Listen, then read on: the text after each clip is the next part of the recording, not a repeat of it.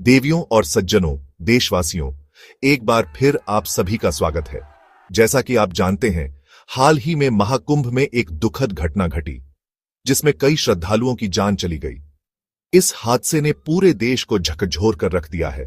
प्रशासन पर कई सवाल उठ रहे हैं और पीड़ित परिवारों को न्याय की उम्मीद है। इस भयावह घटना की सच्चाई सामने लाने के लिए न्यायिक आयोग ने अपनी जांच शुरू कर दी है। आयोग के सदस्य बुधवार को लखनऊ में अपने कार्यालय पहुंचे और बैठक की। उन्होंने जल्द से जल्द रिपोर्ट सौंपने का वादा किया है। इस बीच उत्तर प्रदेश के आला अधिकारियों ने घटनास्थल का दौरा किया और स्थिति का जायजा लिया। आज हम इस वीडियो में इस दुखद घटना के बाद उठाए जा रहे कदमों पर चर्चा करेंगे। क्या हो रहा है प्रशासन की ओर से? क्या कदम उठाए जा रहे हैं श्रद्धालुओं की सुरक्षा सुनिश्चित करने के लिए? ये कुछ सवाल हैं जिनके जवाब हम ढूंढने की कोशिश करेंगे। दोस्तों, सबसे पहले तो यही बताना जरूरी है कि इस हादसे के बाद प्रशासन हरकत में आ गया है। उन्होंने कई कड़े कदम उठाए हैं ताकि दोबारा ऐसी कोई घटना न हो। सबसे पहला और अहम कदम उठाया गया है मेला क्षेत्र को पूरी तरह से नो व्हीकल जोन घोषित करना। जी हां, आपने बिल्कुल सही सुना। अब किसी भी तरह का वाहन, चाहे वो कार हो, जीप हो या फिर मोटरसाइकिल, मेला क्षेत्र में प्रवेश नहीं कर सकेगा।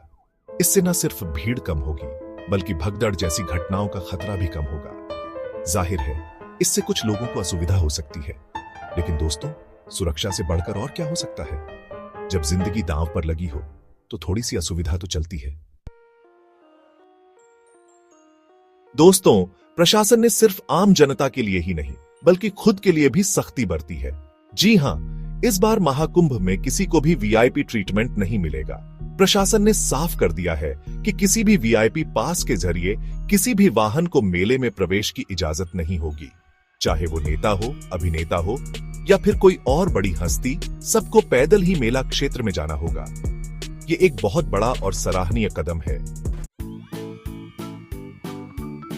दोस्तों, भीड़ को नियंत्रित करने और आवाजाही को सुगम बनाने के लिए प्रशासन ने एक और महत्वपूर्ण कदम उठाया है।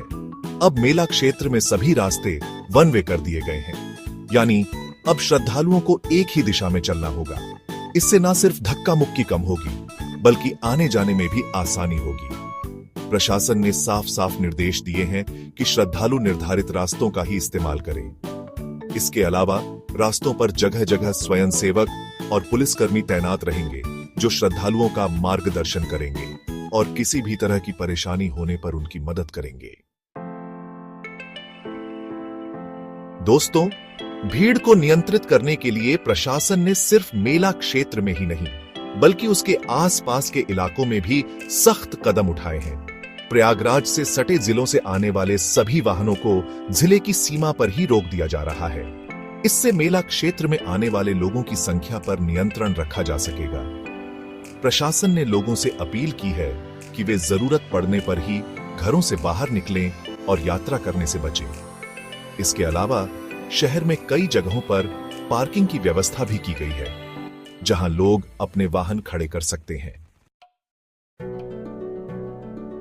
दोस्तों, ये सभी पाबंदियां और नियम अस्थायी हैं। प्रशासन ने साफ कर दिया है कि ये सभी सख्त प्रतिबंध 4 फरवरी बसंत पंचमी के पावन अवसर पर होने वाले शाही स्नान तक ही लागू रहेंगे।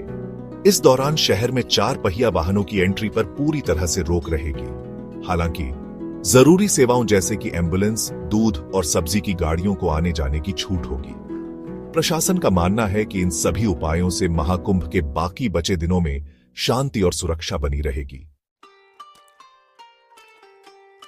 देवियों और सज्जनों, जैसा कि आपने देखा, प्रशासन ने इस दुखद घटना के बाद कई सख्त कदम उठाए हैं। ये कदम शायद कुछ लोगों को कठोर लग सकते हैं, लेकिन ये सबकी सुरक्षा के लिए जरूरी है।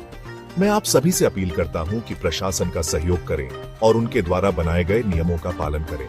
याद रखें, सुरक्षा हमारी अपनी जिम्मेदारी है। आइए मिलकर इस महाकुंभ को सफल और सुरक्षित बनाएं। धन्यवाद।